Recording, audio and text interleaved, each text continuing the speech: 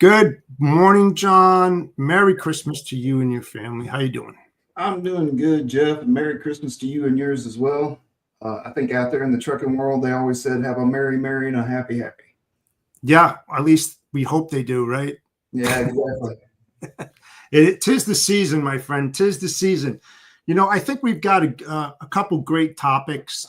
Last minute, as you know, that I don't know if it was 2 o'clock this morning. I had this brainstorm and I just sent you a message. So hopefully I didn't wake you up. But it's dear to my heart because you know my background, and I've been on the shipper side for many years, and this one picture that Mr. Gracie put out there regarding driver cages just set me off.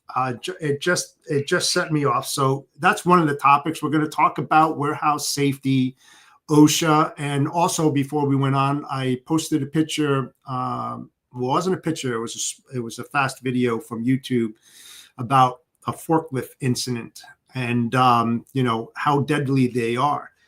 So let's get into it. First and foremost, I want to talk about driver cages. I know when we before we went live, we spoke just a little bit about that. And I wanted to get your feelings about a driver cage in a warehouse to start off with. Well, I tell you what, Jeff. Before we open this up, why don't you, for those in our audience who may or may not have heard about driver cages, why don't you kind of explain what that scenario looks like? Um, I'm trying to be honest in this. This is tough for me. So I'm not an advocate for driver cages, number one, but driver cages have been implemented at the driver entrance door of a warehouse to keep drivers at bay. Some are large, some are very small. Some, it's just to me, it's demoralizing. Number one, it basically stops drivers in their tracks from walking on the dock, getting in way of forklifts, walking throughout the warehouse, taking pictures of inventory, doing this, doing that. That's what they're meant to be, number one. If you want me to get into it, I will, because it's going to be long drawn out. Let me ask you this. The thing, I have been in many warehouses, and so have you, and I've actually been in some bonded warehouses Sure. for free trade zone business. Yes. And the one I remember very vividly, I believe it was up in the Northeast, and we toured it, and they have the whole thing caged off. I They mean, do. drivers, customers, whoever, if you're not a dock worker, I mean, this thing is locked down tighter than Fort Knox. So It is. in those types of scenarios, I can see why they would have something like this. And this is not exactly the same as a driver cage, in my opinion, Right. but it's a similar scenario. And I think, I think we definitely needed to kind of differentiate that a little bit, because Yes. that is not to immobilize the drivers. That is to secure the cargo based on federal government regulations of how a free trade zone should be set up. I concur. You just answered it. That's the biggest difference right there. It's a mandated requirement. I've been on tours. I've been in the one in Mount Olive, New Jersey, which is where a free trade zone is. That's literally about 35 minutes from my home. I know it well. I dealt with them many years ago, and that's precisely it. It's government mandated. Anybody that happens to do business with them knows what to expect when they go into that area, especially whether it's outbound or inbound freight, and what they can do and what they can't do. So, yes, I will agree with you wholeheartedly on that point of view. Okay. Yeah, as far as the one you described, I would not probably be a proponent of that. I, I know there's safety things out there, and I get that, but in this world where finger pointing, especially in our industry, is very prevalent, not allowing that driver to see that load being loaded or not allowing him to at least inspect it, Mhm.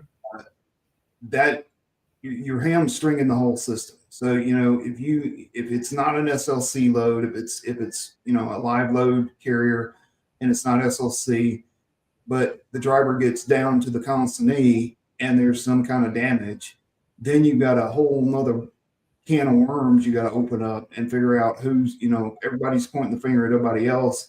My last company I worked for, our production crew would say, "Oh, the driver hit his brakes too hard." I'm like, no, that's not it. So, I mean, if you don't have that kind of witnessing, especially for the driver, because he's kind of on the hook for that, or at least the carrier broker is. It's like accusing you of doing something wrong, but not letting you see the evidence until it's too late. Very true. So Very that's just something, I know pre-COVID, we did have the drivers on the dock. They were able to inspect their loads. You do have some safety challenges there with forklifts and electric pallet jacks and stuff running around. So you need to be cognizant of that.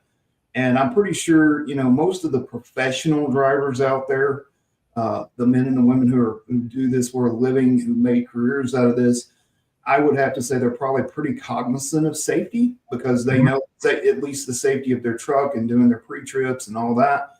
And, they would probably be very mindful within a distribution center or warehouse of, how to be safe because they've been in many.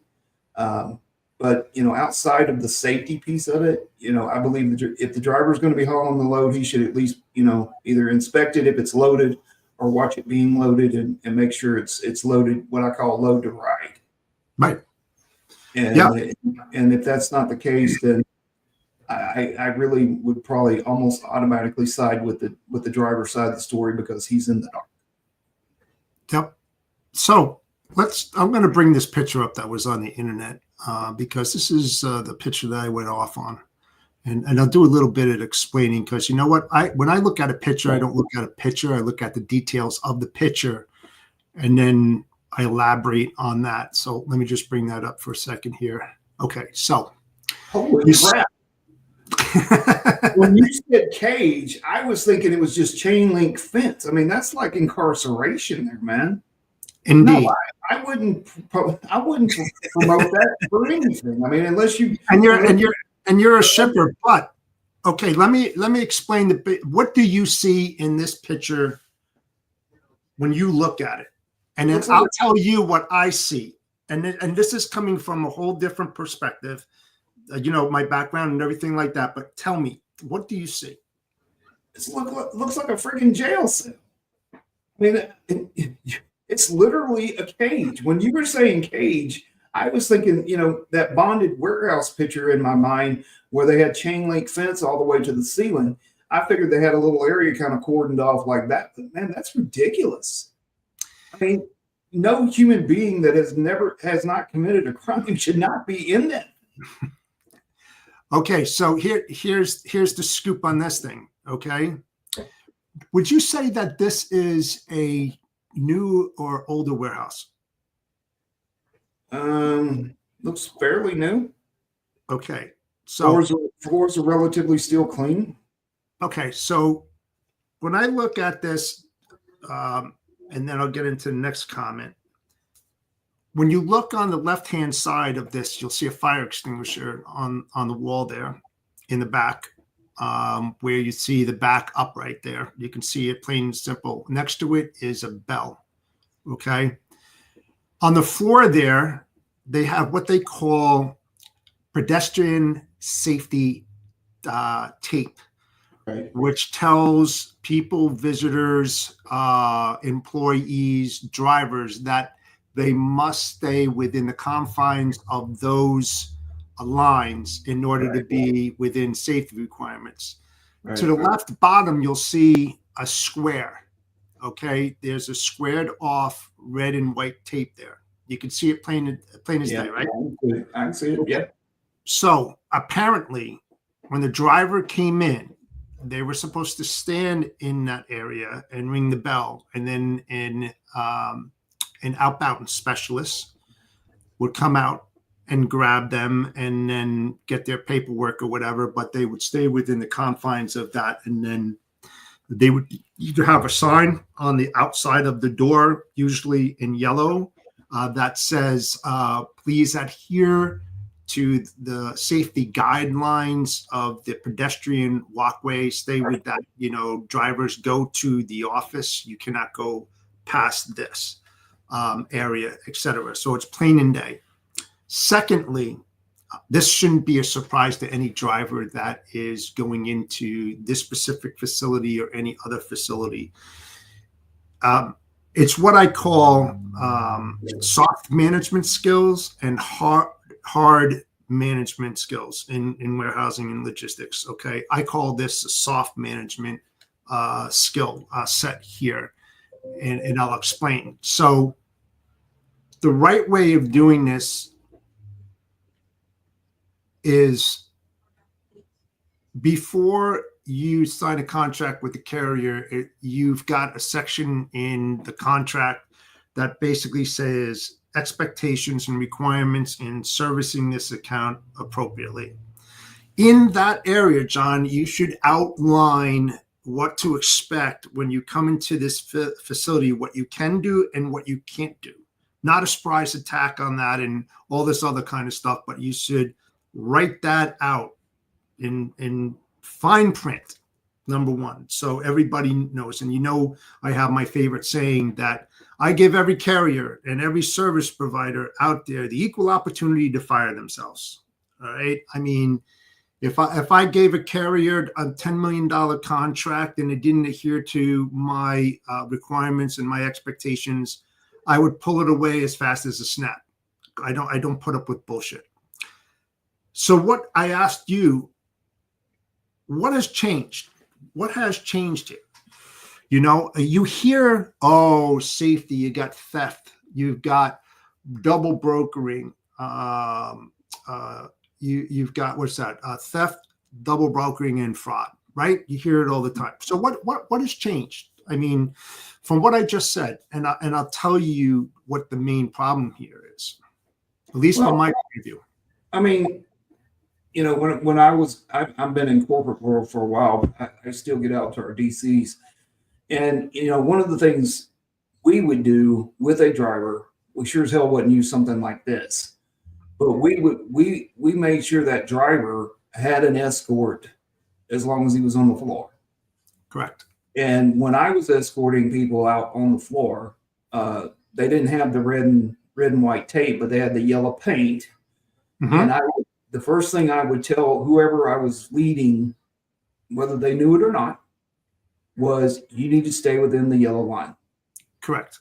And then I would make sure, as I escorted them out to the dock or wherever they had to go, that they stayed in the yellow line. And I myself, of course, stayed in the yellow line. So this right here, I mean, outside of it just being downright inhumane, is lazy. You should have somebody out, any visitor, whether it's an officer or warehouse, whether it's a driver or it's a customer or whatever. If somebody comes into your place of business or your distribution center and they are a visitor, they should always have an escort. Yeah. Oh, absolutely. And if you have an escort who understands the safety principles that are being executed here, obviously, they know to stay behind the damn line, then you don't need this. This is ridiculous. And I sure as hell wouldn't pay $8,000 for it. He's selling it for that. Maybe he's taking a loss. I mean, that huge I would not. It's just ridiculous. This is the first time I've seen this. And no DC I ever worked in, we even have conceived something like this. This is, this is ridiculous. It's so the biggest change that's been thrown down my throat, which again, I can agree to disagree and still remain friends because it's everybody's opinion. Some people have more experience than the others. So if you're talking about change, and the way they see it, what the changes that happen because of the high incidence with theft, with fraud, with double brokering. You know what the biggest change for me is? What's that? I have no clue because this thing is still astounding me. I'm still bumfucked. You ready for this? Sure. The biggest change is trust. That's what happened here. This when they put this up, they're telling them they do not trust them. They do not trust them. So the thought-provoking question that I have for them is, well, if you don't trust them in your warehouse, how the hell can you trust them moving your freight? Tell me the biggest difference right there, right? Oh, because there's theft, they can get this, they can get that, but damn it, you'll load that trailer and you'll have them move that freight, and who says they're not going to lift that there? You know, and what's it's a trust factor, man. It's a freaking trust factor. It destroys relationships. It will dig into your transportation budget like there's no tomorrow, because everybody talks about efficiency, the efficiency of doing business with people. This is inefficient. Right. This is demoralizing. Okay, it's a trust factor. To your point, Jeff, the irony here is they put them in a cage like this to prevent theft at the warehouse, but do they honestly think a plastic seal is going to stop them from lifting the load once they get out of the warehouse? It doesn't make any sense. And I'm telling you, and you can talk to my ex-bosses. I'll be more than happy to have you give them a call. I've never had a problem with theft. I've never had fraud. I don't know what double brokering. It never happened to me. And I don't have freaking tools back then that they have today. It's like freaking overkill. Like when a driver comes in, I'm sorry, I worked on the carrier side too. When a driver freaking comes into my warehouse, here's the bathroom. There's a garbage can outside with a plastic bag in there, so that the carriers, they just drove freaking hell of a long mileage to pick up my freight, right?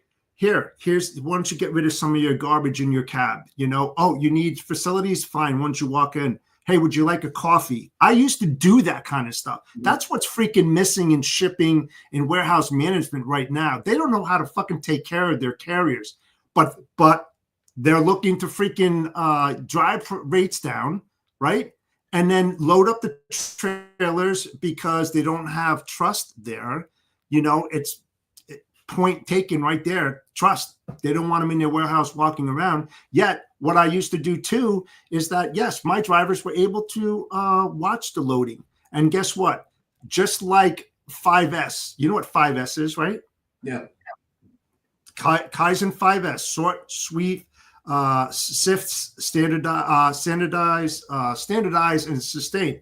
Well, guess what? I used to make a box near the each door, shipping doors. Driver had to stay in that box. That was a safe zone. Okay, he could watch the way that it's getting loaded. If he had any problems or anything like that, he could talk to a dock supervisor and have a box exchanged, or didn't like the way that the pallet was. The products were palletized, have it repalletized. The driver has the right. The driver's responsible for that freaking load, no matter which way you look at it. And I hate to break this news to you, but even if it's an SLC, that contents in that box, if that trailer is listing to one side or another, that driver, before he takes off, has the right to speak to a warehouse supervisor in the presence of him, snap that seal, and have a pallet moved or restacked or whatever. Because you're talking about, safety. And I don't care what kind of shipment you have, no matter how well it's packed, every shipment in a truck shifts. I don't care what it is, because you get into a thing called rhythmic motion. And you get into that thing, it's just like the waves of a sea. And as it constantly goes, it gets wider, it shakes more. And then next thing you know, it crumbles all over the inside of it. So that's what irks me the most about this, is that when you have a driver come into your facility, that's why your rates are up freaking high, because you're not a preferred shipper. In their books, that's not a preferred shipper. It's like, shit, I'm not going to be able, I just drove freaking 400 miles. I haven't done my business. I need to relieve myself. They won't even let me use the bathrooms, all this kind of stuff, just a wash up. You got to set those standards when you sign those contracts and saying, if you don't adhere to this, you're out. I don't know how much this revenue means to you, but it means a hell of a lot to me. And I want to make sure that the people who I do business with are respectful as much as I'm respectful of them. Come to my facility, I'm going to take care of your ass. And that's the way it was. Every morning, coffee for the drivers. They couldn't wait to come into my place. On Fridays, the regional guys, super regional guys, I had pizza for them on Fridays. Welcome the weekend. Thanks, guys, for helping me out. You're doing a good job. Because I used to have regulars that used to come in. So they knew my team. I knew them. I knew their families, knew their kids, all that kind of stuff. That's what's missing today. And a lot of the shippers that are pulling this crap, which is called, I'm telling you, this is lackadaisical management. It's a Band-Aid to a major freaking problem that will never get fixed until you understand the benefits from not doing this kind of stuff and actually respecting, your drivers, your carriers. Hopefully you're vetting them. If you're vetting them, what do you have to freaking worry about it? That's what those tools are. Okay, they're a verified, ethical carrier. Let them in, but just tell them straight out. You can't go to these areas. I'm sorry, you need to use the bathrooms. Be respectful. Don't leave it like a trash can, with stuff all over the place, because there's other fellow drivers that are going to be using the facilities as well. So think of them, it's all it is a conversation, John, and it'll drive your rates down. It's part of my hidden bank opportunities that I can unfold, and I can prove that all this stuff works, and then when you drop the work instruction for this and you show it to the insurance company. And I've dealt with insurance companies to cover DCs and warehousing and stuff like this. They show you have a plan, a detailed plan of how your safety measures are going to reduce or minimize incidents from happening. There's so much more to moving freight than just moving freight. And I keep on saying it all the time. I'll get blue in the face, but it's not about that. It's not just about that. You got to partner yourself with the shippers. You have to understand their business, as much as they need to understand yours. Right. And it's critical. It's critical to long-term business relationships. So I love to get your thought. I mean, do you think I'm way off on this?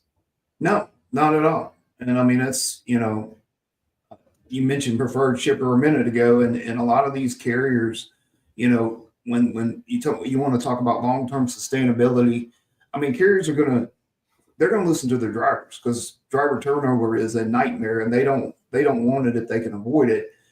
And if a driver comes into something like that and he says, I don't want to deliver here anymore, I don't want to pick up here anymore because they put me in a cage like a dog, and all of a sudden you're losing carriers, because the carriers are not going to send their drivers into shippers or consignees where the drivers are not comfortable and happy and respected. And that, when that starts happening, and if your rep gets out there, and this is a very small world in this industry, it sounds like it's big, but when it comes to, certain shippers and certain carriers and certain brokers, a lot of people know what they've done or what they haven't done, and that word will spread, and they will say, hey, they won't even bid on your business. No, they won't even, if you call them, tell them who you are, they'll hang up on you, because they're not going to do it. I mean, it's not conducive to their business. It's not conducive to their work-life balance for their employees, and making sure they're treated fairly and correctly and respected. I wouldn't put one of those cages on any DCI. It's ridiculous. Like I said, we would escort them in, and we would walk the line. And as long as everybody understood that. Now, if I had a driver come in and he decided he was going to tap dance outside the line, regardless of what I told him, that's a different story. Right. But I in my entire tenure of doing this and doing this escorting type business, I have never had anybody who didn't follow the rules. Never. And we're talking years. Never. They always complied. They were always okay with it. Everything was fine. And we went on about our business. A lot of people out there just do not know how to build relationships, period.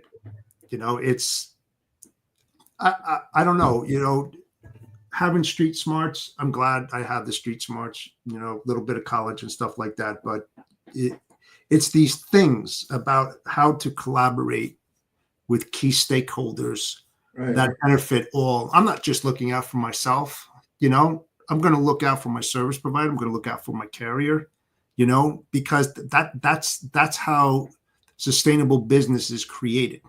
Yep. By doing that. And do you think, you know, I mean, I'm building this app that's called AccurateShipper.info. Do you think, and this is, I'll just give one thing. Do you think when information is shared to a carrier or a broker that they say we have a cage in our warehouse? No, they're not going to tell them that. Otherwise, the truck ain't going to show up. That's not transparency, is it? No. Right, because guess what?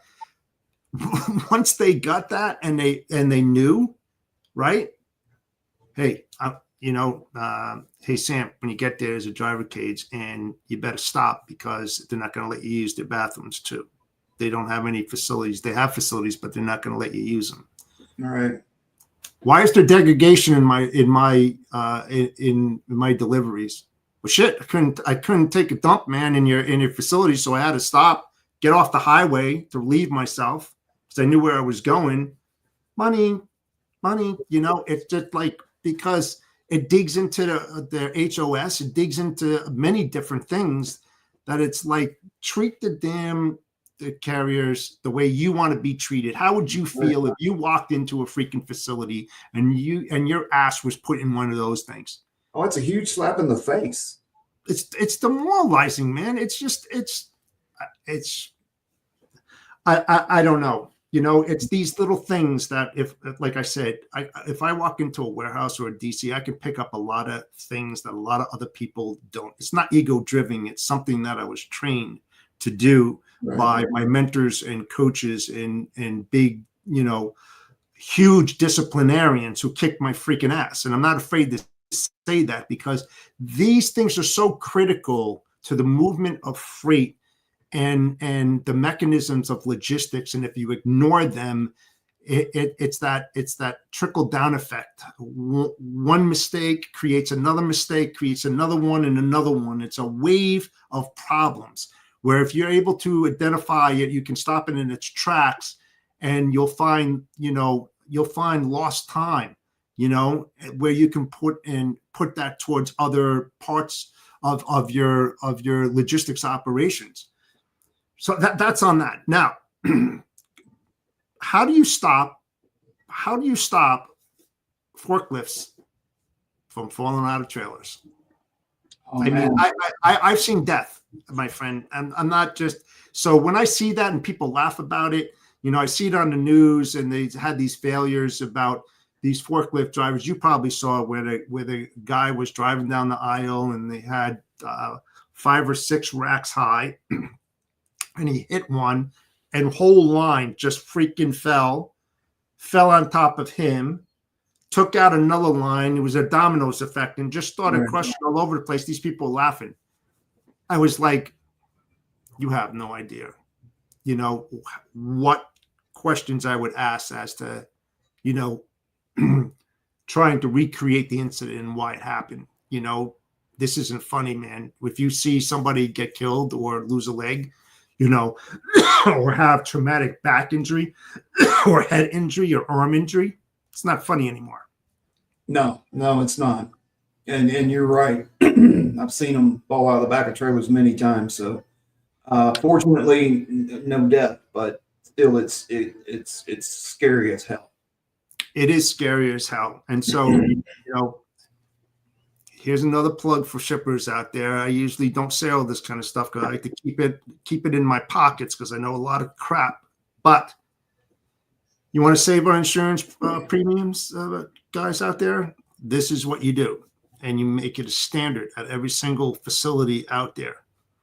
Either you get ICC bar warehouse locks on each door to lock them in. Secondly, what I used to do is that any trailer that backed into my door, they would have to chock the rear wheels, Right. disengage the power unit from the trailer, put glad handles on their airline locks on their air brakes, and put an orange cone in front of the trailer. That represented if there's an orange cone in front of that trailer is being worked. Right. Until that orange cone is taken away from the dock supervisor, then and only then at that time can you engage with your fifth wheel and pull that off the dock. Right. Absolutely. You write a work instruction like that, you present it to your insurance policy and saying, as a warehouse operator, these are the safety steps that I am taking to ensure the safety, not just my employees, but our drivers who we do business with, as well as our visitors that come in board. Because look, how many people, like, you might have a vendor that you're shipping for, and they like to see how that trailer is being loaded. Hey, Bob, come on in. Let me show you. They get into the trailer. God forbid if the trailer happened to bump their fifth wheel into that trailer where you're in and you happen to fall down. Right. Not a good starting point on that.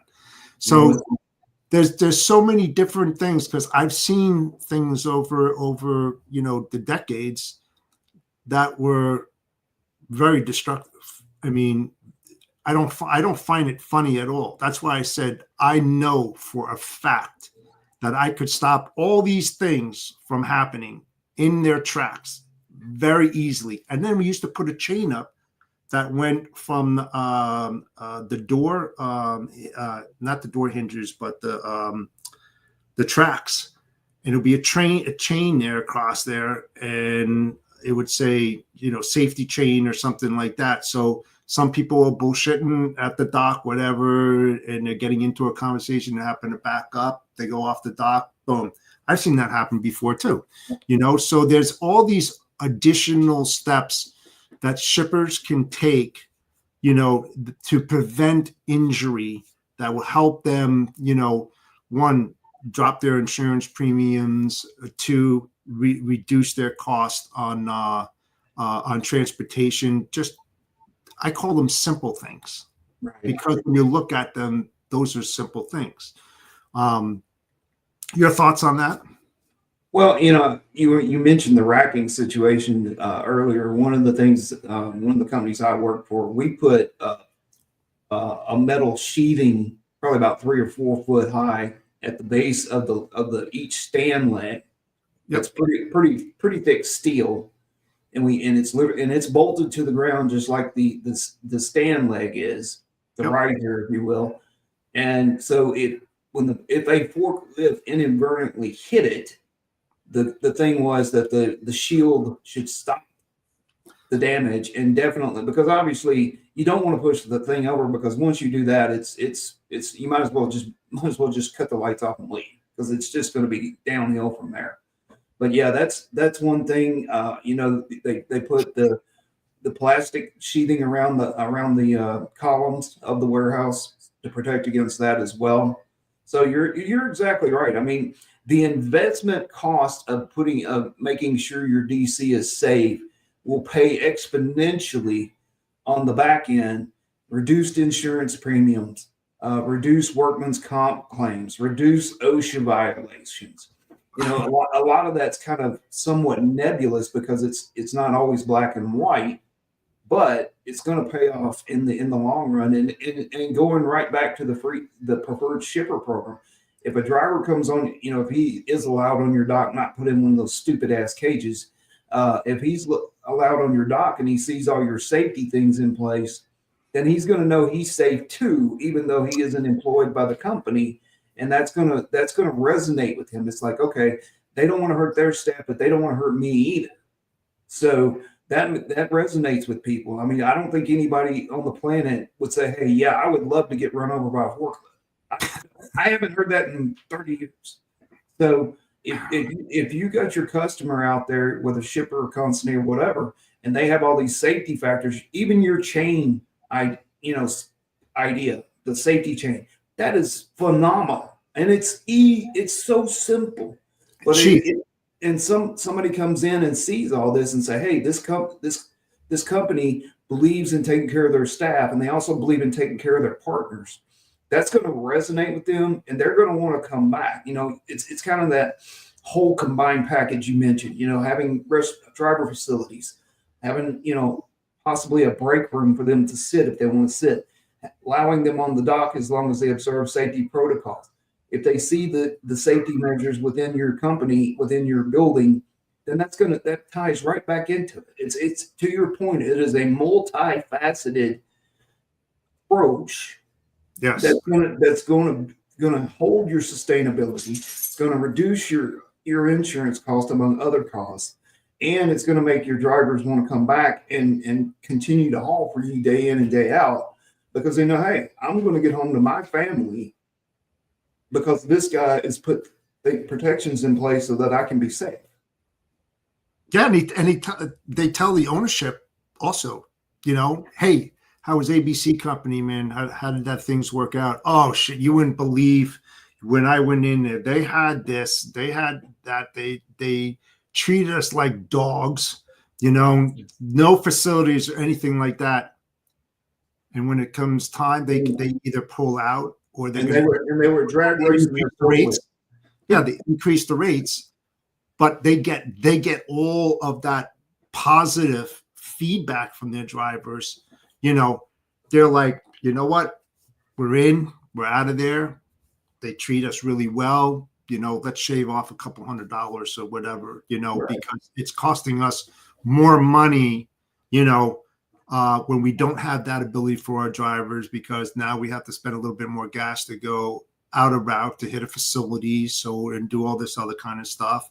And you have to stop and get the garbage out and stuff like this. I mean, we're helping them to be safe, even with DOT inspections, right? I mean, right. When they have the ability to pull all that, they're out of shipper. They've got some downtime there, to do their pre-trip inspections. Number two, they can pull all the garbage out of their cab because of 49 CFR. Anything that's loose in a cab needs to be secured. That I forgot which number that is, but I know for a fact, So it's like you're taking all these other steps in order to help them out to be safe, to make them more safe on the road. Yeah. And when you think about it, you got your brand, you got your image, and your reputation in that truck as well. God forbid if something happens and you don't allow the driver to either, inspect his load or, re-secure it, whatever he needs to do to make sure that, it's not listing or that it's, that it's loaded correctly. They're all check marks in the benefit column. It really is. It's just why they don't do it. I don't know why. The other thing we did, and I've got a point after this as well, another preferred shipper point. The other thing we did is, and I told every carrier and broker that I used, I said, if you want to take your load, because we didn't have scales on the property. But I said, if you want to take your load down to the CAT scale and scale it, and if it's off, if it's not legal, if you can't make it legal, then bring it back here. We'll put you immediately into a door. We'll readjust to get you right before you ever get on the highway. Because that's another thing. I mean, if you have too much weight on the tandems, or you have too much weight on the steers, or if you're over gross, all those are safety hazards. I mean, you got this 80,000 pound bullet running down the interstate, and if it's not set the way it should be, it can cause problems. So we did that, and we wouldn't, we wouldn't argue with them about it. They come in, they show us the ticket and say, okay. And we would get somebody, I'd probably more than likely I'd grab a more seasoned operator to reload it, just because they've loaded more trucks and they know how to balance it better. And then I would take him off whatever he was on, and I'd say, go ship this load for this driver. Make sure the driver's taken care of. Make sure it's legal. And then going back to what you mentioned a minute ago, the preferred shipper plan and having all those aspects the benefits that you called out. Another thing, and you know this as well as I do, in this industry, I'm going to use a Southern colloquialism here. We get our oxes in the ditch. Okay. That's part of this business. You probably get your ox in the ditch more in this business than probably any other out there. And you need help. And if you call carrier ABC and you've been treating their drivers like crap and you're not safe and all this, that, and the other, or you have one of them stupid ass cages, that's what I'm going to start calling them now. They're stupid ass cages. They're not driver cages. They're stupid ass cages. So if you have all that stuff and you got your ox in the ditch and you call them and you say, hey man, I could really use some help, they're going to blow you off, man.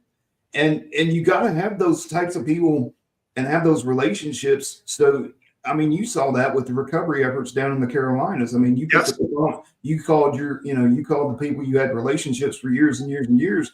And they said, hell, not only we're going to help you, we're going to do it for free. And, that speaks volumes to that relationship. So you got to have those. Cause I mean, I always keep what I call an ace or two in my back pocket in case something happens, because something is going to happen. Yes. There's too many cooks in the kitchen for the soup not to get burnt. So that's another preferred shipper right there. I mean, that's, ad hoc. I mean, the guy may have all his trucks out and he says, you know what, I can't help you. I don't have anybody, but let me make some calls and I'll call you right back. And then he calls you right back and says, man, we got you covered. You take good care of us. You take good care of my drivers. They speak about you all the time. And we are more than happy to help take care of your customer. That's the benefits of being a preferred shipper are so voluminous. If you do it, you can make things happen that the rest of the world would have said was impossible. And I'm like, no, it's not impossible. If you have solid, firm, strong relationships with your vendor partners, and they know you, they know if they get their ox in the ditch, you're going to help them out if you can, and vice versa, and all these other things, it's voluminous. I mean, it just makes it smooth. It takes a crooked line and just makes it straight. And I couldn't agree with you more. But the other point too is that,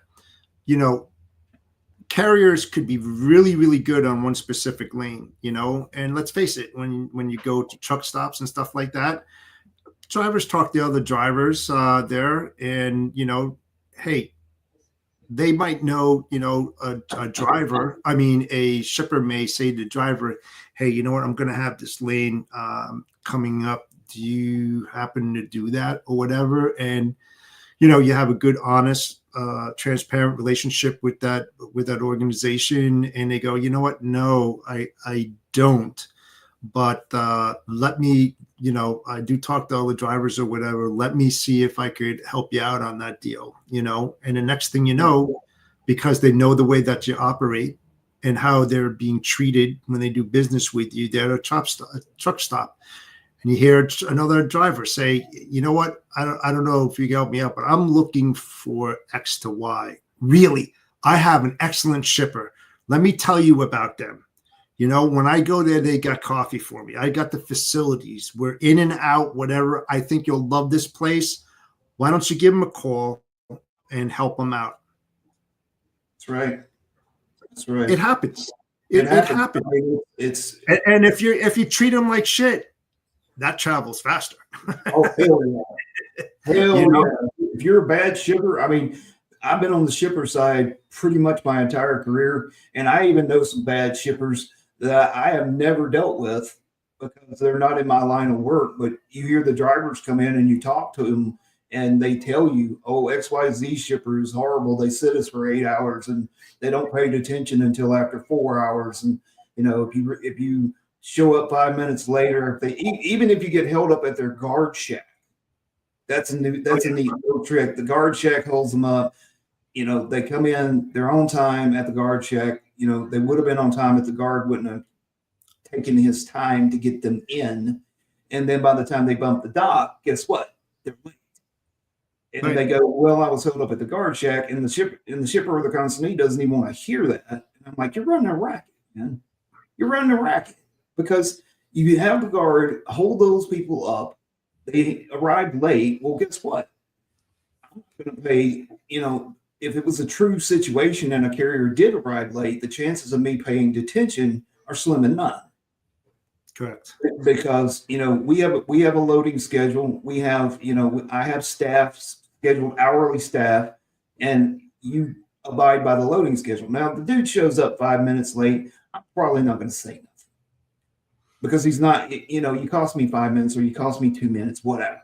You show up half hour late or whatever. That's a different story. But this. I know bad shippers. I'm thinking of one right now. To be honest with you, I think they're up in Jersey of all places, and they would hold up drivers, and it would like all damn day. And I'm like, you can't make a living like that. You're getting paid by the mile, right? If those tires ain't turning, you ain't making scratch, and you're going to hold this guy up for 8 hours, really? And then not really adequately pay him for his time? I mean, come on, guys. We're out here making a living. You do what you do to make a living. The drivers are no different, and their job is probably 10 times harder than anything you ever thought about. But they don't understand. They don't understand that. That's why I say, I'm not trying to be a Debbie Downer by any means. I consider myself a helpful, resourceful type kind of person. And these questions, brokers don't ask these critical questions of shippers because they're non-important the way they see it. The more important is just moving the freight and getting their profits, putting their margins in, and that's it. I hear it a ton of times, a ton, and that's why I'm building my tool to put that problem away, to make it go away. Because if you're going to do business with a shipper and you ask the pertinent questions, and I've got like 126 checkpoint, nobody's going to have that checkpoint. And I mentioned a few, just a tiny little bit on this podcast. That information that shipper fills out goes directly to it's a trifecta, right?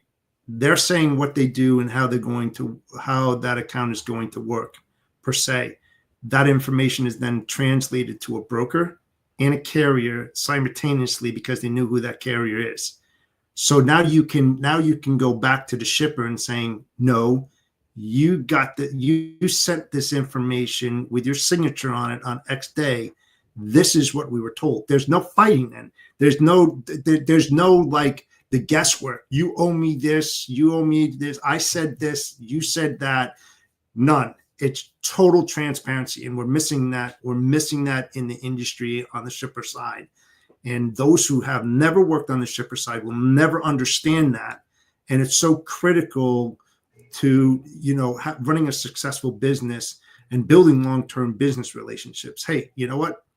Kudos to you. If you want to play in the spot market, and I say it all the time, and know what's here today, gone tomorrow, and keep on fighting, that water with a broken dam every day of your life, that's up to you, but I do things, but I want to build those long-term business relationships. I understand how those shippers work. That's what they pay me to do. They pay me not just to move their freight, but to help them out to save money. Because I have that shipper mentality that I think like a shipper day in and day out. I don't consider myself like a broker. I consider myself, a shipper turned logistics service provider. But my first thought is the shippers and how I would interact with the carrier. I'm just the middleman. I'm trying to pull this all together and make it work efficiently and save people money. Right. The carrier money, so they don't have to go and deadhead all these other miles. To save the shipper money by helping them to be more efficient so that they can put more found dollars back to their bottom line.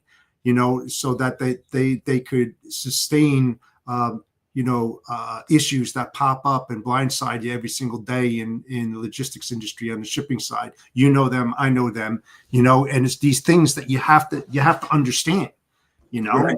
It's not that, I'm trying to be overwhelming. I just know that it's a really huge, important part of servicing a client. Talking to a prospect is asking those pertinent questions that are missed. Right. Well, when I started in this industry, I actually started on the asset carrier side, short haul dispatch. So I talked to my drivers every day. I rode out with my drivers.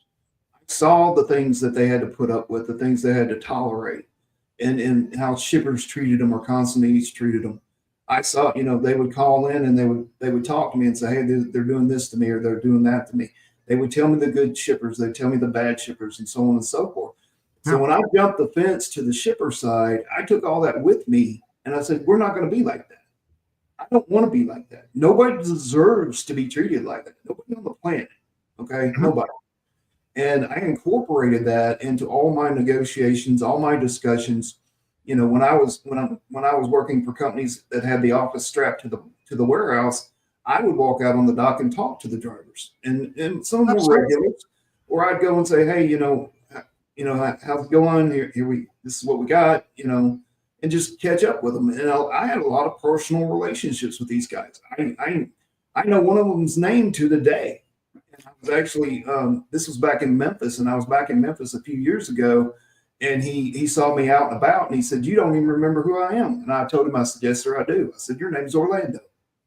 And what you used to offer me. And he beamed, his whole face just lit up because I had remembered who he was. And I had built that personal relationship with him. I mean, we would joke around. We'd talk about serious stuff. It's just like, it was camaraderie. Yeah. And he did an excellent job on my loads. And, he had to deal with some pretty cantankerous consignees from the USPS. So you can imagine how that went over. But yeah, he would do, he'd go above and beyond. He would do whatever I asked him. He had no problem with it. And it was because of that relationship. And those things go and they go and go and go. And then even when you've been away from somebody for so many years and you come back and you see them, you remember their name and they remember exactly who you are. I mean, that speaks volumes. No, that's how you get those return dollars and savings by doing that. But don't go out of your way and just do it for the sake of doing it. Be meaningful about it. Like when you talk to these guys, how are your family? How long have you been on the road? When was the last time you were home? What's the name of your kids? What do they like doing? What do you do when you're not driving a truck? I mean, those simple kind of things, and then in turn, they'll ask me, hey, what do you do? Whatever, and I used to say, anytime you got any problems, whatever, give me a call. I used to have a roll. I used to have a roll of tarred aluminum trailer patch in my office. And when they came in and somebody popped a hole with a forklift or whatever, I used to get out on a ladder and used to patch these trucks up, internally, externally with the driver to help him out and stuff. I mean, there was no water going to get through it, but I knew how to do it. And because I was taught and all this other kind of stuff, how to do quick patches. But those are the kind of things that you need to do in working with drivers. Go beyond the call of duty. Right. To do that. When I would ride out with them, we were doing loads for Sears, and there may be 30 pieces on the whole load, but it's refrigerators and lawn tractors and it's heavy stuff. And I would ride out, and I would get up in the trailer with them and help them unload the truck. Oh, I did that all the time. Yeah, it shows them that, hey, nothing is beneath this guy. This guy will get out and help. He'll grab a shovel. He'll do whatever. And I still do it for the people who report to me. If we go balls to the wall one day because something hit the fan, I'm sitting there right with them. Yeah, getting the ox out of the ditch. And I've always, this comes all the way back from my upbringing. I mean, my parents taught me that nobody's better than me. But they also taught me that I'm no better than anybody else. Correct. And you talk to the CEO and the janitor the same exact way. Absolutely. You don't change it. And Nope. that's the way I've done it. So I mean, if the truck needs to be unloaded or loaded, back when you had LTO where you had to sticker the freight, I'd go out and sticker the freight and the bills. You know, I'd print the bills and get all the stickers together and go out there with them and help them pro the freight, and didn't have a problem doing that. That was kind of fun considering what I usually had to do was sit in the office and be bored all the time. So that, like right now, the holidays at the end of the month and everything like that. So we had to kind of dress up, in the office, in the warehouse and stuff like that. But I always used to bring a pair of jeans, t-shirt, sneakers, and I got in the trailers with my troops and loaded trailers at the end. I mean, you could see one post that I put out there, my ex assistant manager, 30 years ago, he goes, yeah, I don't miss loading up trailers at 2 a.m. in the morning with you, and it's just like, because I did it. I don't ask anybody to do anything that I haven't done myself. right. It's I'm not trying to be overbearing or anything. And it's like, damn it. Okay. If you're not going to do it, I'm getting in there, get the hell out of my way. I'm going to go in there, and you set the precedence, and it's just like, holy shit, he just went in there and started doing it. I better get in there too, and my boss, I took over his job. He and I used to get into the trailers and load with the troops as well. And then we had one funny thing happen in a 53-foot trailer loading, hand stacking 2,800 stereo receivers. We get to the tail of the truck, and he reaches in his pocket and he goes, "Where's my wallet?" I'm like, no, no. I could talk. I should get Nick on the podcast with us, my old boss, and it was right in the middle of the summer, and it was 3 layers in from the nose of that. We had to take everything out. It was like, but we laugh about it today. We weren't happy. Yeah. We weren't happy back then. But, it's these kind of things. It's that mindset, of responsibility, of goal setting, of getting those objectives done quickly, under extreme situations. That's a do or die. And it just trickles down, and the more that you talk, the more that you collaborate, the more that you work together, the more work that you get done. And I say it all the time. It's about working smarter, not harder, to do more in less time. If people just got that freaking mindset and understood that, their lives would be so much better. It wasn't that way for me way back when. And that's why I'm so adamant, talking about carriers, taking care of their drivers, these safety measures that can take, it's all about other people. I put other people first before myself, because I've seen things, and I say it all the time. I've seen things that others haven't seen, and I don't want them to see them. I truly don't want them to see them. Because it's devastating. It could be very devastating. Yep. Well, this hour has definitely flown, man. Unbelievable. It's been a very spirited conversation. I literally am pumped. I'm fixing to go bench press 300 pounds. Videotape that and send it to me, because I want to see that. No, I'm glad. I tell you what, I'm glad that I thought of this at 2 a.m. in the morning. I'm sorry that may have woken you up, but I was it didn't, but I did see the timestamp, and it was, of course, I'm an hour behind you, and I was like, damn, what the hell was he doing up at 2:30 in the morning for? I don't know. I sleep, eat, and dream logistics all the time. I've been doing it for 40 years. It's just like in my blood. And when I have this idea, I don't wait. I just go and hammer it out. So I'm glad that you were very receptive. I don't keep my phones in my room for that reason. But, in my world, I mean, there's 9 times out of 10, there's going to be nothing through the night that you're going to be able to solve, just because the resources aren't there. And, I tell people we're not hauling human organs and gold bullion. So it's not as important as some people make it out to be. It's important. It is important. It is. But it's not body organs and gold bullion imported. Yeah, because you wouldn't be sleeping if you were moving that. Well, you wouldn't be sleeping. So, whatever I come up, whatever, when I get up and I go in the kitchen and I check my phones, whatever came in over the night, I'm going to start working on immediately anyway. And there was nothing I could do about it at night because everybody's at home doing, guess what? Sleeping. Sleeping. Hey, John, listen, I appreciate you.